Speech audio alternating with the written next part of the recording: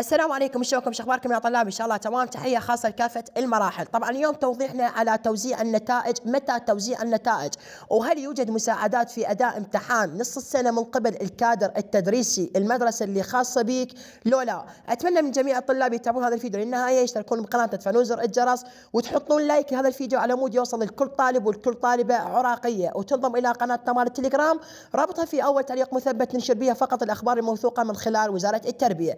طبعا عزيزي الطالب، كلكم تعرفون بأن أداء الدوام الرسمي يبدأ غدا بتاريخ 2023 15/2 اللي هو غدا يوم الأربعاء دوام رسمي، بالإضافة إلى توزيع النتائج من الرابع الابتدائي إلى السادس الإعدادي. يعني باكر يوم الأربعاء دوام رسمي، وبالإضافة إلى توزيع النتائج من الرابع الابتدائي إلى السادس الإعدادي.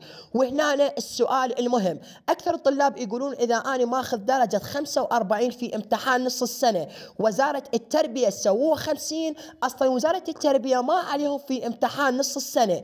تمام، كل اللي عليها اللي المدرسة اللي انت تابع لها، يعني حسب القرار مال الطلاب، يعني اذا انا ماخذ 45 في امتحان نص السنة تصير 50، اكيد ما راح تصير، لان كل من استحقاقه راح ياخذها في امتحان نص السنة. يعني اذا انت ماخذ 50 تنزل لك 50، ماخذ 40 بالدفتر تنزل لك 40 بالشهادة، تاخذ 49 بالدفتر تاخذ 49 بالشهادة، تاخذ 100 بالدفتر ينزل لك 100 بالشهادة. اما بالاضافة الى الشفوي بالنسبة للعرب والإسلامية والإنجليزي، هذا راح ينضاف وي نص السنة بالنسبة للامتحان العرب والإسلامية والإنجليزي. إذا هذا الفيديو عجبكم أطلب من جميع الطلاب اشتراك في قناتنا، تحفيز زر الجرس، ولايك، وتنضم لقناتنا مال التليجرام. وأنا ياقوت الخفاجي، ودمتم في أمان الله.